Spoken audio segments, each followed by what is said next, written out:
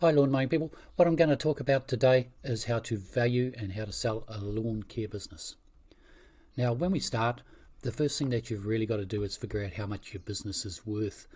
I went through the process of figuring this out for myself when I built and sold over 30 lawn mowing businesses over a period of about 30 years. I was selling one a year, building and selling.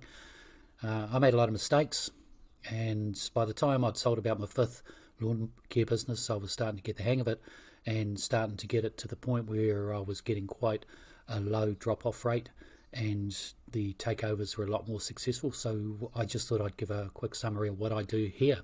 The problem with the lawn mowing industry is that a lot of the lawn mowing guys, they're good at mowing lawns. That's what they do. They mow lawns. They don't exactly know how to sell a lawn. And then you have a buyer, and the buyer has probably never bought a lawn mowing business before, so it's almost like the blind leading the blind. You have a guy that's selling a business that's not quite sure how to sell it, and you have another guy that's buying a business that's not quite sure how he goes about buying it. And this can be a recipe for disaster, and quite often it is. Now, the way that you value your business is there's quite a few different methods. These are some of the formulas that I've heard of, like there's 10 times the cup value. There's 7 times the lawn price. I've heard people say a year's worth of income. I've never actually seen anybody do that. Probably the best way is comparing it to similar businesses on the market.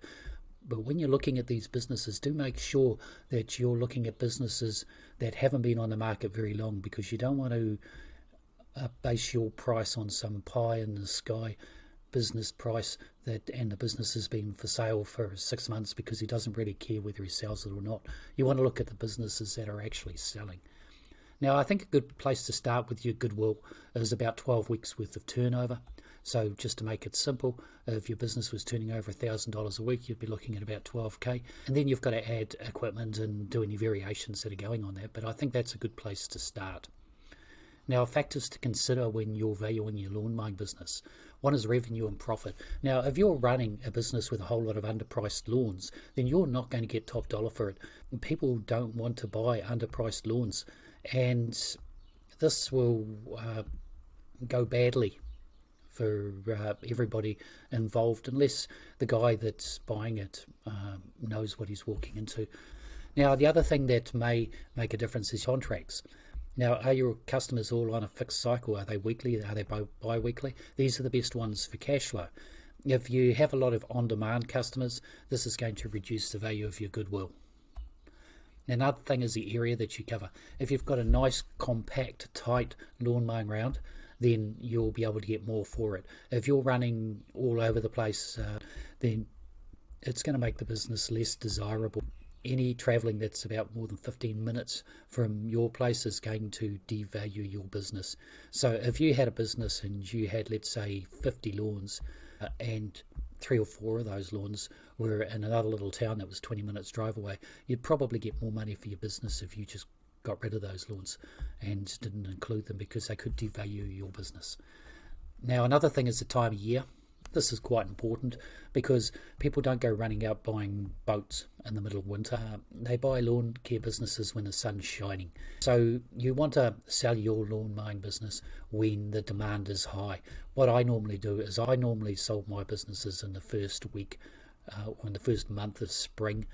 I used to start advertising them about 3 or 4 weeks before spring arrived, so I could get the deal done at the beginning of spring. Now, that was for a slightly different reason, because I wasn't actually selling outright. I was just selling my lower paying lawns and building my income up.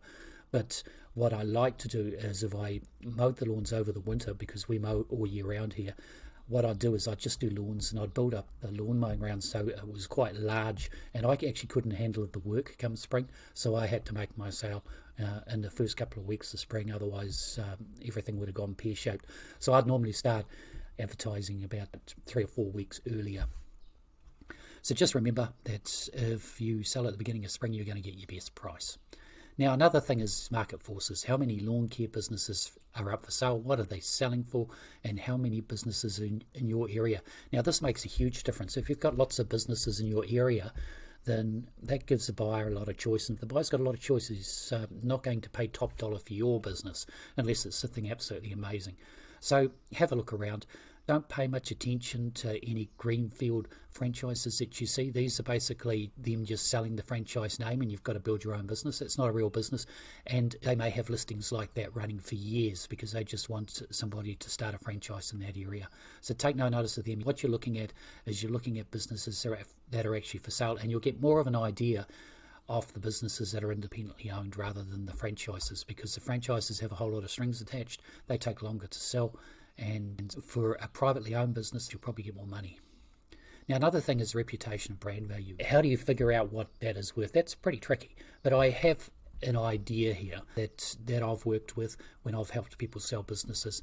So the questions that I ask to see whether your brand or reputation is worth anything is this business getting lots of calls without advertising? So is it getting organic calls? Is its website ranking well? Is it ranking organically towards the top of the page? If they're pumping lots of ads and they're running Google ads and they're at the top of the page, that doesn't mean anything because anybody can do that. You want these ranking organically. How strong is their Google My Business listing? Is it ranking locally? This is really important because this is where a lot of work comes from. Does the business have a good reputation? Has it got lots of 5-star reviews? Have a look at their Google My Business listing and see what kind of reviews they've got. Now, this is even better if the business name ranks as a keyword on Google. Our business in Hamilton is one of the top 10 searched terms when people want lawn mowing. So some people want lawn mowing and they just type in Gecko Lawns and look for us. And we get them for free because we don't even have to advertise there. So if people are searching for your name rather than the word lawn care, then you know you're doing something right. You know you're going to get more for your business. Now, here's a formula that I've, just a basic formula that'll give you an idea. So let's say you get 10 to 20 calls a week and you don't advertise. Now, when I do marketing for other lawn mowing businesses, basically most leads come in at about $20 a lead. So if they were paying for that, they'd be paying between $200 to $400 a week. Now, if you times that by 52, then that's a year worth of advertising that they won't have to do, and they're going to have that ongoing. So you could start at that price. So that would be somewhere between 10 and 20k just for the name. Now, another thing that affects it is how many buyers do you have. I've found that you don't really get top dollar until you have a couple of buyers. If you can put a couple of buyers against each other and run auctions via email, which is what I do sometimes, then you can get a really good price for your business, because as soon as one of them says, I'll pay this amount, then you let the other guy know and give him the opportunity to go above that bid, and you'll be surprised. I've had some great deals like that in the past. So another thing is equipment and assets. What kind of equipment have you got? What condition is it in? If it's rough, is it rough and ready, or has it been looked after? That'll make a difference to the price that you're charging for your gear. And how do you value your gear? A couple of ways. You could take all your equipment, work out the price to buy it new, and then half the price.